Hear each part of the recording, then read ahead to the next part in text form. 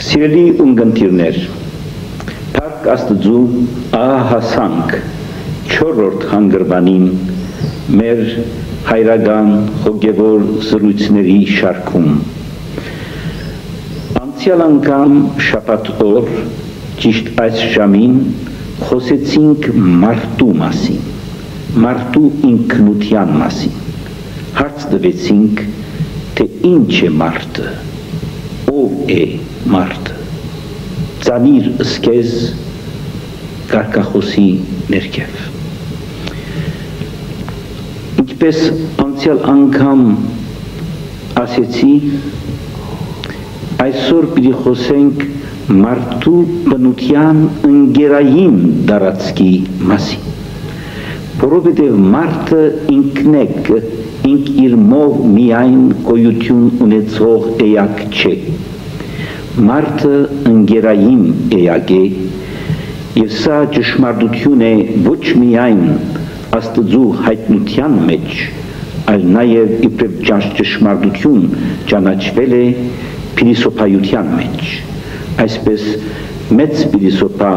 հույն փիլիսոփա Արիստոտել ասել է, մարդը մի ընկերային կենդանի է, մարդու գոյության շաղվածքի մեջ, մարդու սահմանումին իսկ մեջ գոյություն ունի ընկերայնությունը, հաղորդայնությունը, հաղորդ ըլլալ ուրիշներին հետ։ Եվ ասիգա այնքան խորունկ ճշմարտություն մնե, որ եթե երբեք մենք ուզենք մարդը կերակույն պատժին արժանացնել, այդ պատիժը պիտի լինի այն, որ նրան թողնենք մենակ, միս մենակ, և այն ադեն կսկա թժողքը իր մեջ, իր անհադը, անհադական պարունակը կտառնա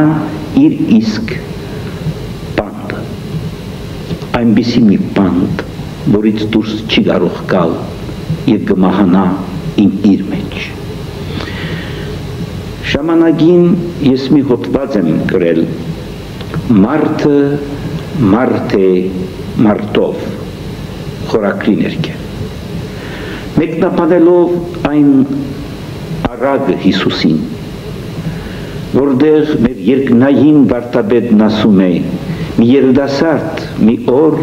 ներկայացավ Հիսուսին և ասեց, Տեր, վարդապետ բարի, ինչ կարող եմ անել, որ ես երկնքի արքայությունը կարենամ ժառանգել, այսինքն հավերժորեն, ամբողջականորեն երջանիկ լավ։ Գնա պատվիրանները կատարե, ասեց Հիսուս։ Նա ասեց, իմ մանկութենե իվեր ես արդեն այդ բոլոր 10 պատվիրանները կատարել եմ իմ կյանքումս։ Հիսուս նայեց նրան, բարի երիտասարդ մներ, և ասեց, մի բան քեզնից կպակասի։ Դու մեծահարուստ ես, իշխան ես, գնա, ծախե քո ունեցվածքը, բաժանիր կարոդյալներին և իմ ետևից եկուր։ Երիտասարդին դեմքը խժորեցավ, չկարողացավ և դրդում հեռացավ Հիսուսից, որովհետև ավետարանն ասում է, նա չկարողացավ իր ունեցվածքից ազատվել, ինքը կերին էր դարձել իր ունեցվածքին, ինքը չէր, որ ուներ, ինչ որ ուներ, այլ իր ունեցածն էր, որ զինքը գլանել էր ամբողջության և նվաճել էր զինքը, պանդել էր զինքը։ Մարդը առանց ուրիշ մարդին մի պանդ է։ Ես անցյալները երբ մի կեսակցություն գարտացի մեր հայրենի մեծ գիտնականներից միջազգային համբավ ունեցող և բազում ակադեմիաների անդամ եղող Վիկտոր Համբարձումյանի հետ շատ հետաքրքրական մի դող կդա այնտեղ, որ ուզում եմ այսօր ձեզ հետ բաժանել։ Նա այդ տեսակցության ընթացքում, երբ իրեն հարցում դվող թղթագիծն ասում է, աստղերի հետ է հետաքրքիր զրուցել, թե մարդկանց։ Եվ տեսեք, թե գիտնականը ինչ է պատասխանում։ Ինձ համար բնական երևույթներից ամենահետաքրքիրը բանական աշխարհի ծաղիկն է, մարդը։ Ես ընտրեցի այլ բնակավար, թեև հավատացած եմ, որ ամենաբարդը հասարակության զարգացման հարցերն են, գիտակցությանն առնչվող հարցերը, ոչ աստղերը։ Կյանքի մեջ մարդիկն են, որ արժեք ունեն, եւ մարդոց միջև եղող հարաբերությունն է, որ մարդու ինչ տեսակցությունը կճշտի։ Ի վերջո պիտի չմոռանանք, որ մենք մի էակ չենք օդի մեջ։ Մենք ծնվել ենք մի ընտանիքում, մի հորից, մի մորից։ Մեր ինքնությունը կազմավորվում է հենց մեր ծննդյան օրից։ Ընտանիքի մեջ ենք ապրում, մի թաղի մաս ենք կազմում, մի գյուղում ենք ապրում, մի քաղաքում ենք ապրում։ Մենք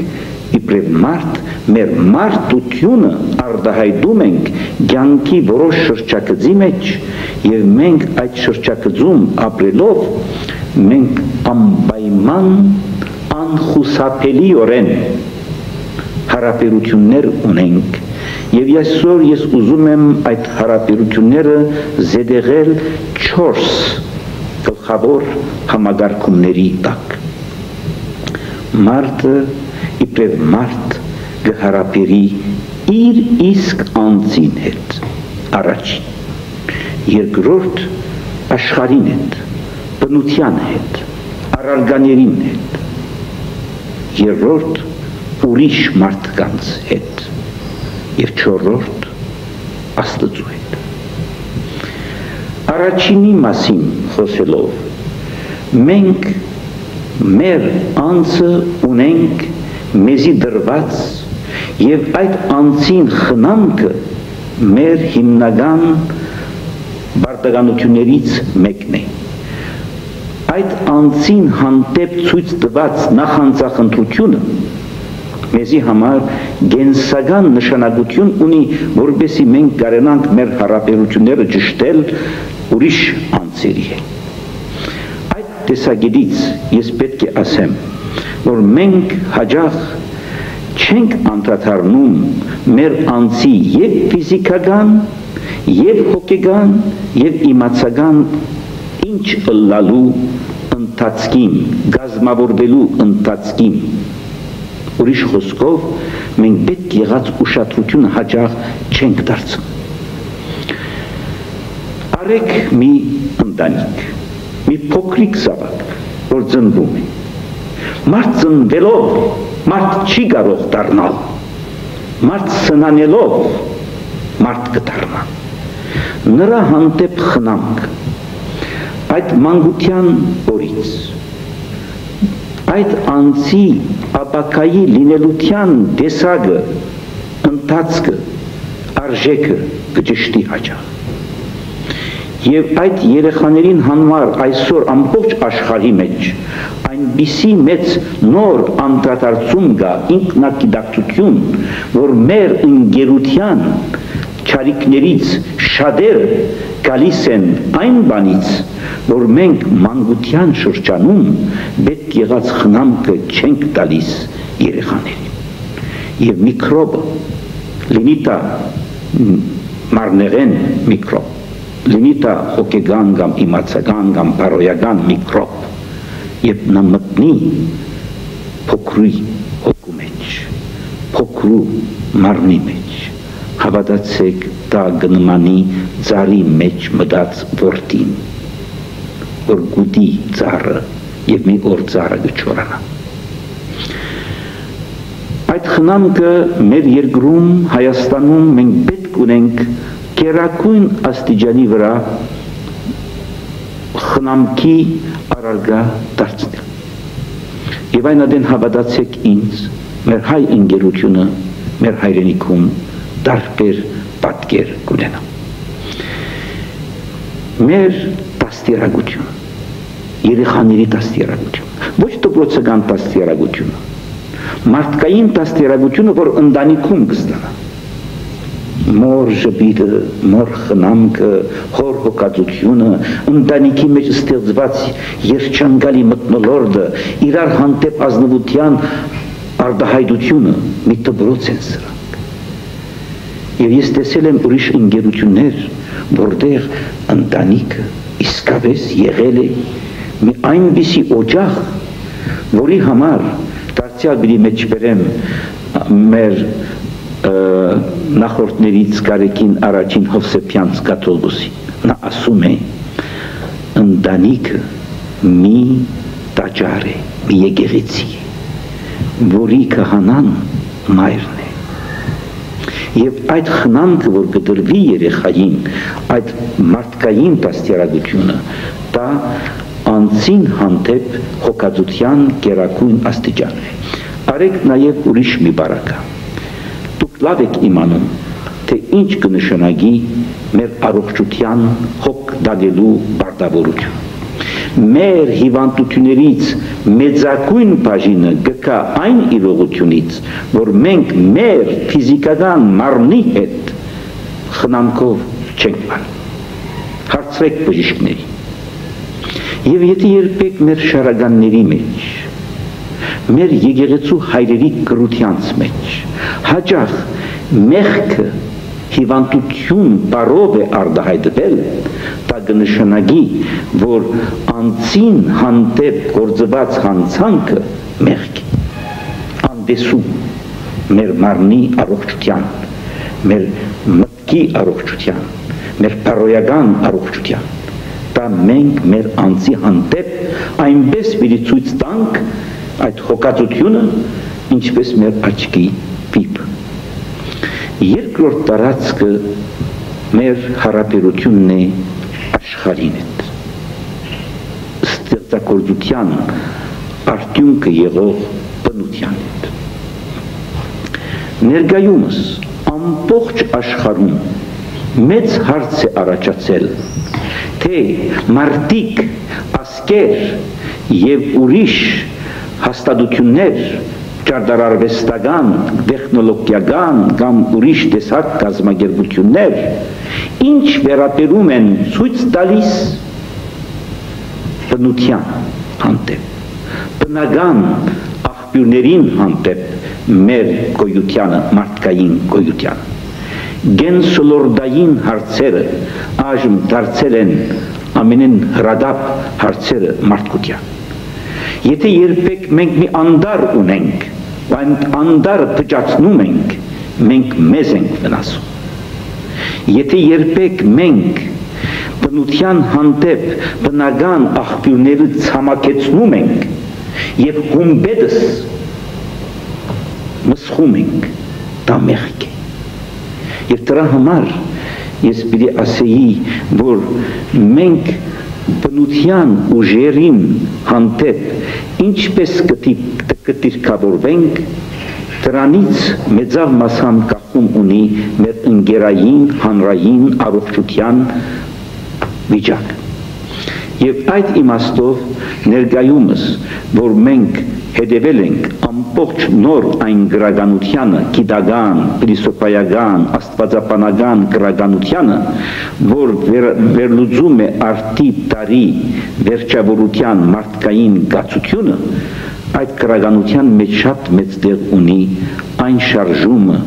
որ կոչվում է գանանչ շարժում, այսինքն բնության առույգությունը, բնության գենսայնությունը, գենտանությունը առողջ պահելու իմաստություն։ Եվ այժմ մենք գտնվում ենք մի ուրիշ գացության մեջ, ոչ թե Աստծու ստեղծած բնության հետ մեր վերաբերումը, այլ մեր ստեղծած գործիքների, մեր ստեղծած ապրանքների, արտադրած ապրանքների հանդեպ մեր վերաբերումը։ մարդիկ հետս հետեի այնպես են վարվում առարգաների հետ, որ գարձեք թե իրենք էլ առարգայագանում են, այսինքն առարգայի պես են դառնում, մեքենական կյանքի մեջ են մտնում, հոգեգան, փարոյական սկզբունքները եւ մարդու հոգին վեղացնող, երջանկություն ցանող մեր ըմբռնումները օրից օր ըստ վերանում են, օրից օր շուքի տակ են ընկնում։ Հետևաբար այդ իմաստով մենք շատ պետք ունենք մեր վերապիրումը ճշտելու այն բոլոր առարգաների հանդեպ, որոնց շրջանագում ենք մենք ապրում, դան հարթարանքը, վերապիրումը մեր բոլոր տեսակի այն շրջապատի հետ, որոնք հաճախ կպայմանավորեն մեր կյանքի այլազան երեսներ։ Երրորդը մարդու հետ հարաբերությունն է։ Սա ամենից էականն է, որովհետև մարդիկ ապրում են համայնորեն, մարդիկ ապրում են առանց այն գաղափարին, որ իրենք են աշխարհի միայն գետրոնը։ Եթե այդ լինի, դա մարդու ինքն ըմբռնումի ժխտումն է, որովհետև դա ժխտումն է մարդու ընկերայնության բնական այն հատկանիշին, որ Աստծու մեզի տված բնության մաս կգազմե գոյութենականորեն։ Այստեղ ես կուզեի, որ մենք անդադարնանք հետևյալ դրվագին ավետարանից կախված։ Մի օր մի մարդ, երբ Երուսաղեմից Երիքով էր գնում, ճանապարհին ավազակներ հարձակվեցին, վիրավորեցին եւ կետին ցկեցին եւ թողեցին ու գնացին։ Այդ ճանապարհով անցավ մի քահանա, տեսավ եւ անցավ։ Ապա եկավ Ղևդացի ասկին կամ ցեղին պատկանող մի անձ, նայեց, տեսավ վիրավորին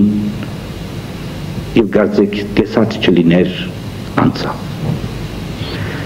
Անցավ երրորդ մեկ անձ, որ ընդհանրապես հրեական իշխանության կողմէ արհամարհված մի տասագարկի պատկանող անձ էր, սամարացի էին ասում, արհամարհվում էին սամարացիները ընկերության մեջ։ Տեսավ վիրավորին, մոտեցավ նրան, լվաց նրա վերքերը, տարմանեց, ապա վերցուց, իր կրաստի վրա դրավ, դարավ մի բանտոկ, մի հյուրանոց, բանտոկապետին դրամ վճարեց եւ ասեց խնամք տար մինչեւ որ դա առողջանա։ Դուք ասեք ինձ, որն էր այս երեքից ճշմարիտ մարդ, իրական մարդ։ Իրական մարդու սահմանումը այս բարակայում ավետարանի բարերով լինում է բարի սամարացի։ Եվ հետևաբար, եթե երբեք մենք մարդու բնության միջից վերացնենք այդ հարաբերության մեջ մարդկայնությունը, ընկերայնությունը, այն ադեն մենք մարդը արժեզրգած կլանք իր ամենաբարձր արժեքից, դա է լինել մարդ, մարդի հետ եւ մարդի համար։ Եվ դրանով ես կուզեմ փակել ավելացնելով այն մյուս գաղափարը, որ չորրորդ տարածքն է մարդու հարաբերության Աստծու հետ։ Մենք չենք կարող կտրվել, որովհետև մենք չենք մեր ստեղծիչը, մենք չենք մեր Տերը։ Եվ նա, ով կտրվի Աստծուց, ինքնազրկվի, ես բառն եմ գործածում, ինք իր ծագումից կգտրվի եւ կնմանի մի ծառի ջուղի, որ ծառի տնից դուրս է գալիս եւ նա ընկնում է եւ չորանում։ Նա, ով ուրիշ մարդի, աղքատի, գարոդյալի ձեռքն է սեղմում, ասում է մի իմաստուն մարդ, նրա մյուս ձեռքը Աստված է բռնում։ Մարդ, երբ իր մարդությունը գարդահայտի ուրիշի հանդեպ, այն ադեն է, որ Աստծու հետ հաղորդակից կդառնա։ Ահավասիկ, սիրելի ունկնդիրներ, քանի մտածումներ, ես կցանկանայի, որ դուք այս մտածումները ձեզ համար վերածեիք խոգումի առիթի, խորհողության, մտածումի, որպեսզի դուք ձեզանից, ձեր միջից գտնեիք շատ ավելի խորունկ ճշմարտություններ, այս բոլորի մասին, որ կպատկանեն մեզ իբրև մարդ, մեզ իբրև հայ և մեզ իբրև հայրենիք և ասկ։